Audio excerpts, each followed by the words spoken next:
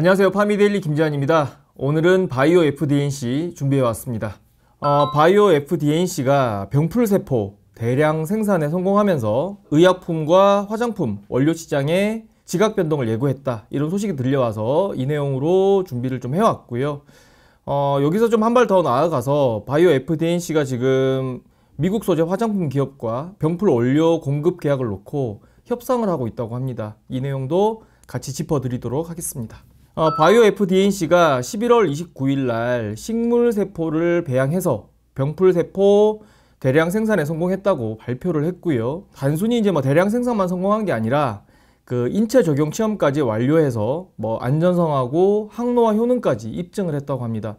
여기서 이제 인체 적용 시험에 대해서 좀 설명을 좀 드리자면, 보통 이제 의약품 같은 경우에는 임상 시험이 되는 거고요. 화장품 같은 경우에는 인체 적용 시험이 됩니다. 그래서 둘 다 인간을 대상으로 하는 시험은 똑같고 또 효능을 보기 위한 시험이다라고 생각을 하시면 될 것 같습니다.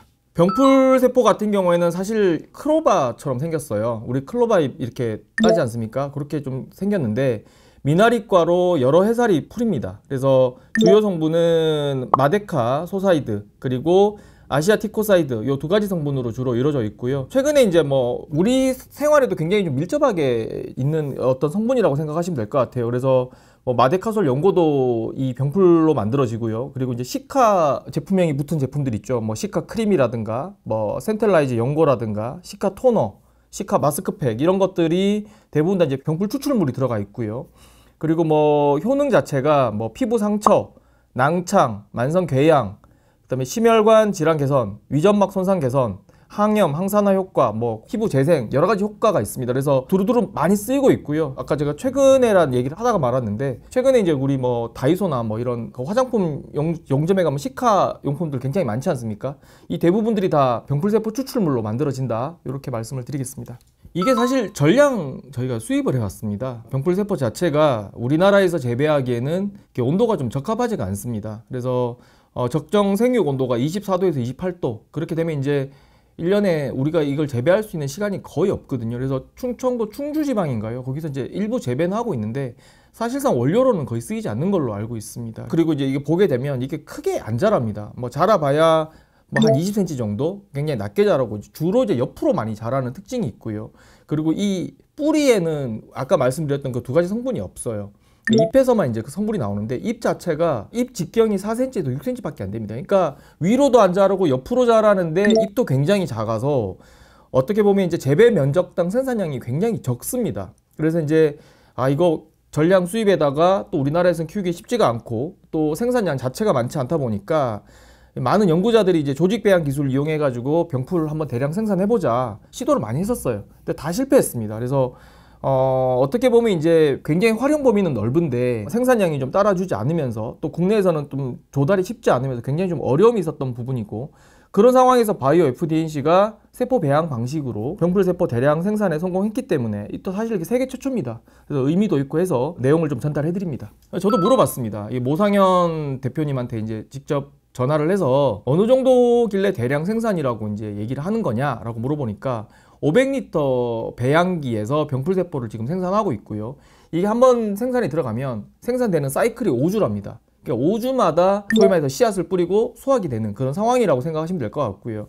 그 500리터에서 이제 배양기에서 병풀을 꺼내게 되면 이제 40kg의 생산물을 얻는다고 합니다. 근데 이걸 이제 그대로 쓸 수는 없고 건조 과정을 거쳐야 된다고 합니다. 그래서 건조를 하게 되면 4kg 정도 이제 병풀 원료가 생산이 되는데, 4kg면 화장품 원료 1톤에 해당된다고 합니다. 그런데 이제 화장품 제조할 때는 이 추출물 원료를 한 1% 정도 쓴다고 합니다. 아마 화장품 뒤에 용기에 보시게 되면 전체 99%는 다 대부분 다 이제 물이라고 생각하시면 돼요. 그러면 이제 1%가 들어가니까 화장품 100톤을 제조할 수 있는 양이거든요. 그러니까 화장품 하나에 50ml, 50g 이렇게 본다라고 보면 화장품 200만 개를 만들 수 있는 양이라고 합니다. 그러면 5주마다 화장품 200만 개를 만들 수 있는 양이 생산되는 겁니다. 이 500리터 배양기에서. 그래서 어떻게 보면 정말 대량 생산이 가능해진 그런 상황이라고 볼 수 있는 거고요. 그 다음에 이제 제조 단계가 완전히 바뀝니다. 예전 병풀세포 같은 경우에 재배를 하고 수확을 하고 또 건조를 하고 세척을 하고 추출을 하고 정제를 하고 농축하고 굉장히 지금 몇 단계입니까? 지금 금방 얘기 드린 게 한 7단계 정도 되거든요. 그리고 난 다음에 이제 검역을 거쳐서 들어왔어요. 그럼 뒤에 수입 단계까지 하면 단계가 더 많은데 지금 이 세포 배양으로 가게 되면 세포 배양하고 압착하고 건조하면 끝이 납니다. 그게 3단계로 끝이 납니다. 그 예전에 우리 인터넷 은행 처음 들어왔을 때 막 인터넷 뱅킹 할 때 예전에 7단계, 8단계 하다가 갑자기 한 2~3단계로 바뀌었잖아요. 그렇게 바뀐 거라고 생각하시면 될 것 같습니다. 그러니까 여러 가지인데 첫 번째는 이제 자연 병풀보다 그 뭐라 그럴까 기능적인 측면에서 좀 더 우위에 설 수 있다라고 합니다. 그래서 최근에 이제 이게 보게 되면 이 자연 병풀 같은 경우에는 자연에서 나는 그대로의 성분을 그대로 써야 되는 거잖아요. 근데 이 세포 배양 기술을 이용하게 되면 이제 어떤 특정 성분, 유해 성분의 함량을 크게 높일 수가 있다고 합니다.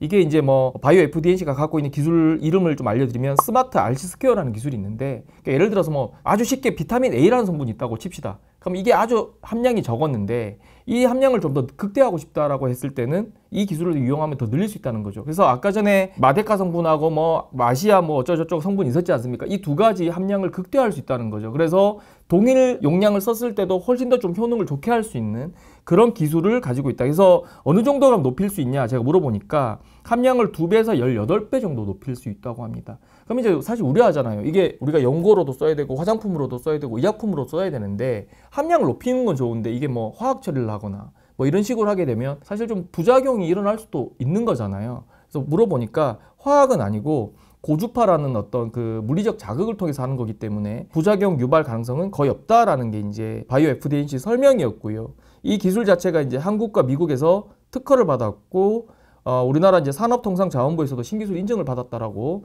설명을 해주셨습니다. 또 다른 장점 뭐냐면 병풀세포 아까 전량 수입한다고 했잖아요. 근데 지금 최근에 국제 협약들이 그냥 뭐 수입할 때 이제 뭐 그래요 뭐 톤당 뭐 얼마 이렇게 해서 수입하는 게 아니라 여러 가지 제재가 있습니다. 그래서 다들 들어는 보셨을 텐데 나고야 의정서가 있고요. 또 생물종 다양성 협약 이런 협약들이 있습니다. 그래서 이 협약들이 뭐냐면 이제 그 자원 수출을 좀 제한하거나 또 자원 채취를 위해 가지고 복잡한 어떤 승인 절차를 요구하거나 그러니까 행정 절차가 굉장히 복잡해진다는 얘기예요. 그래서 즉각적인 수입이 안 되는 거고 또 자원을 사용하는 기업들 같은 경우에는 그 자원 사용료를 내 가지고 모두가 다 공동의 이익을 취하게끔 하는 겁니다. 그럼 나고야 의정서 같은 경우에 가입국이 제가 알기로 뭐 170개국 뭐 이렇게 되는 걸로 알고 있거든요. 그러면 170개국이 이 수입한 업체가 낸 사용료, 로열티 이런 것들을 전부 다 공동 분배하는 그런 방식입니다. 그러면 이제 이익적인 측면에서도 좀 문제가 되는 거잖아요. 그러니까 수급도 쉽지가 않고 행정 절차도 복잡한 거고 또 수입을 한다고 하더라도 그 이외에 플러스 알파의 비용을 지불해야 되는 그런 상황인 건데 이 모든 것들이 이제 세포 생산으로 해결이 됐다 이렇게 말씀을 드리겠습니다.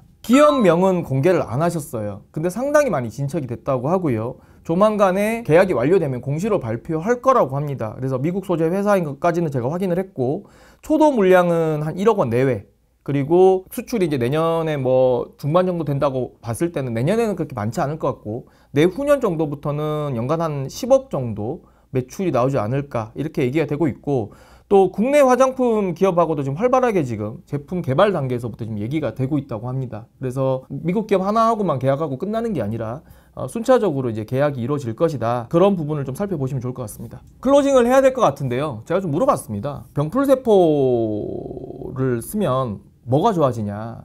근데 이제 바이오 FDNC에서 한 얘기는 피부 장벽을 굉장히 강화한다고 합니다. 그래서 피부 장벽이 강화가 되면 피부 안에 이제 수분 손실이 줄고요. 수분 손실이 줄게 되면 외부의 그 어떤 뭐 이물질이나 이런 것들이 세포 내 침투가 좀 제한된다고 합니다. 그러면 이제 세포 소멸하고 노화가 굉장히 더디게 진행이 되고요. 이런 부분들이 인체 적용 시험에서 이제 확인이 됐다고 합니다. 그래서 이제 우리가 병풀 추출물 자체가 안티에이징, 항노화의 어떤 대표적인 어떤 화장품 소재로 이제 각광을 받는 이유가 이제 이런 부분에 있다라고 이제 말씀을 해주셨는데 지금 바이오 FDNC 같은 경우에 아까 뭐 제가 모두에도 좀 설명을 드렸는데 30명 규모로 인체 적용 시험 진행을 했고 이게 이제 다 확인이 된 거거든요. 그래서 사실 이거는 뭐 기술을 개발하는데 성공했다 이게 아니라 뒤에 후속 절차까지 다 끝난 상황이에요. 그리고 이제 구체적인 어떤 계약까지도 앞두고 있는 상황이기 때문에 아주 빠르게 지금 매출로 이어질 수 있는 그런 부분이다 라고 이제 정리를 해드리겠습니다.